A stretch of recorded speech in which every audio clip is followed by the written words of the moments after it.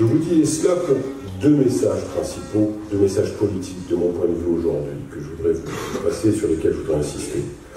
Le premier, c'est ne doutez pas.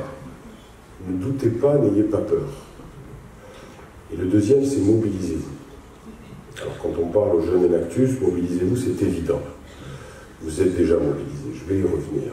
Mais quand je dis mon premier message, ne doutez pas, n'ayez pas peur. N'ayez pas peur parce que, bien évidemment, vous êtes encore à l'âge de tous les possibles. Mais j'ai un ami algérien l'autre fois qui écrivait et qui disait « La Tunisie est un rêve. La Tunisie n'existe pas. Sur la carte, avoir cette jeune démocratie, c'était impossible d'envisager ce rêve, cette ambition. Aujourd'hui, vous incarnez, vous avez l'espoir de cette jeune démocratie. Être en démocratie, ça veut dire que vous êtes maître de votre destin. Vous êtes maître de votre choix, de vos choix, d'assumer celui et celle que vous voulez être, celui et celle que vous êtes aujourd'hui, et celui ou celle que vous voulez devenir demain. C'est ça une vraie démocratie. Et donc, avec cette force-là, cette chance-là, aujourd'hui, je ne fais même pas la comparaison avec tous les autres pays de la région. Quand je dis que la Tunisie a ouvert la voie et porte l'espoir, c'est pour cette raison première. La jeunesse de Tunisie, malgré toutes les difficultés, malgré tous les défis, je ne les néglige absolument pas. Mais encore une fois, personne n'a dit que ce serait facile. La vie, c'est compliqué. La démocratie, c'est le régime le plus exigeant pour les gouvernants et pour les gouvernés. Aujourd'hui, vous avez cette chance extraordinaire de pouvoir faire ce que vous voulez. Et si on arrive ensemble à faire bouger un peu plus encore les lignes, à consolider les acquis de 2014 et à continuer, je le répète, de faire bouger les lignes, le monde vous appartient. Vous n'imaginez pas à quel point le monde vous regarde. Je vais vous donner une anecdote. L'année dernière, juste avant de venir ici, conférence, pas l'année dernière, pardon, je suis encore en 2017. Été 2016, conférence des ambassadeurs européens. À Bruxelles, conférence annuelle. C'était juste avant que je vienne remettre mes lettres de créance au palais de Carthage. Conférence des ambassadeurs visant à faire le point sur l'état du monde. L'anecdote, la blague, mais pas tant que ça, entre nous, c'était que, heureusement, entre le Maroc et les pays du Golfe, il y a la Tunisie pour nous donner l'espoir. Ça, c'était l'été 2016. Conférence annuelle des ambassadeurs européens en 2017. Même blague, même anecdote. Mais, heureusement, dans ce qui se passe de l'autre côté de l'Atlantique et la Corée du Nord, il y a encore et toujours la Tunisie qui porte l'espoir. Parce que quand on regarde la carte, on a plus de défis et de problèmes. Il y en a en Tunisie, évidemment, mais pour l'instant, la Tunisie arrive à transformer l'essai. La Tunisie arrive à faire bouger les lignes. N'ayez pas peur. La dernière fois, je n'étais pas avec vous en décembre parce que j'étais pris par la nécessité de sortir de cette situation liée au blacklist, aux paradis fiscaux, etc. Au même moment, vous aviez des entreprises tunisiennes qui étaient il y a quelque temps des startups qui lançaient des OPA avec succès sur les marchés européens et sur des questions financières en plus. Vous avez ce genre de success stories ici. Quand je vais en région, je vais toujours avoir à chaque fois des jeunes chômeurs et des jeunes chefs d'entreprise. Et à chaque fois, malgré les frustrations, malgré les difficultés, malgré les défis, je vois la même énergie, la même volonté. Un des plus beaux, une des plus belles rencontres que j'ai faites, c'était avec des jeunes chômeurs à Sidi Bouzi, où à la fin du dîner, encore une fois, tout le monde avait conscience que malgré les problèmes, on était en Tunisie, on pouvait être fiers d'être en Tunisie. Un autre jour, une start-up à Sousse, un jeune, 23 ans, vous imaginez, la moitié de mon âge. Et ce garçon est en train de travailler sur la réalité augmentée.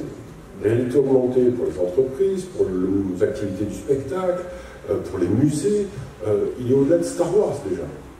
Il a 23 ans. J'accompagne les Star Wars, les startups. On est là pour les soutenir, de la formation professionnelle, de l'incubation, jusqu'à la possibilité de s'exporter. Pas de se faire racheter, de s'exporter. Ça veut dire beaucoup de travail en amont, aussi avec le gouvernement, avec les hommes d'affaires, les femmes d'affaires, les industriels, les banques, pour que tout le monde assume son rôle. Assume son rôle et pousse le changement en Tunisie. Donc n'ayez pas peur et mobilisez-vous. C'est mon dernier message. Mobilisez-vous parce que Vous le savez, tout à l'heure, le premier intervenant l'a dit, le vice-président l'a dit, l'impact que vaut le succès d'un jeune entrepreneur si ce succès n'a pas d'impact social positif. À quoi sert d'être ambassadeur de l'Union européenne si je multiplie par 3 les bourses Erasmus+, mais si dans le même temps, il y a toujours des jeunes qui préfèrent risquer leur vie en partant depuis les îles Kerkennah sur un bateau gonflable pour rejoindre la clandestinité l'Europe.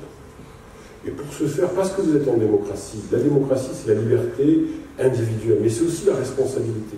À chaque fois que vous allez faire quelque chose, veillez à être responsable, à être redevable pour le reste de la collectivité. C'est ça aussi la chance d'être en démocratie aujourd'hui, et je suis convaincu que tout ça, vous le faites au quotidien. Tout à l'heure, en arrivant, on me réexpliquait un peu ce que fait Enactus ici en Tunisie, ou ailleurs dans le monde. Vous êtes un exemple, vous êtes un espoir, mobilisez-vous, vous avez une chance nouvelle, une autre opportunité qui va vous être offerte dans quelques mois, c'est d'aller voter. Si vous ne votez pas, là où on ne vote pas, ce sont les extrêmes qui gagnent. Je ne fais pas la leçon, je suis encore une fois, je suis qu'ambassadeur, je suis invité ici. Il m'est arrivé moi-même de ne pas aller voter. Ça m'est arrivé malheureusement. Mais la leçon est là. Quand on ne vote pas, ce sont les extrêmes qui gagnent. Quand on ne vote pas, on n'est plus maître de son destin. Ma femme est anglaise, donc je parle très librement de ma famille anglaise. Il y a 2 ans et demi, les Anglais ont décidé de voter pour ou contre l'Union européenne, pour rester dans l'Union européenne ou pas. Les jeunes électeurs ne se sont pas mobilisés suffisamment. Ce sont les moins jeunes qui se sont mobilisés. Et donc on a le résultat de ce vote aujourd'hui, où quand la sortie du Royaume-Uni de l'Union européenne va traduire ses effets, ceux qui ont voté pour la sortie, pour le Brexit, ne seront peut-être plus là. Mais ceux qui auraient voulu voter pour rester devront subir les conséquences du vote auquel ils n'ont pas participé. Demain, au niveau des municipales, vous imaginez, la Tunisie est le seul pays dans la région, et dans l'histoire de la région, d'être en capacité d'aller organiser les premières élections locales libres. Et c'est au niveau local que la démocratie se joue d'abord. Pour le tissu entrepreneurial, pour le tissu social, pour la santé, pour la culture, pour l'éducation, pour les transports, à tous les niveaux. Et en démocratie, bien évidemment, on a des frustrations, bien évidemment, il y a un désintéressement, un désengouement pour la politique, mais c'est au moment de l'élection et du vote qu'on est en mesure soit d'approuver, soit de désapprouver, de pousser pour le changement, de pousser pour plus de réformes, pour confirmer que les choix qui ont été faits jusqu'à présent sont les bons. C'est cela. Donc n'ayez pas peur, ne doutez pas, mobilisez-vous, vous représentez l'espoir, et on a besoin de vous. Souvent on dit c'est la Tunisie qui a besoin de l'Europe. La Tunisie a choisi l'Europe comme premier partenaire, l'Europe fait de la Tunisie son premier partenaire, parce que l'Europe a besoin de tout ce que nous incarnons. Je vous remercie et bravo à vous.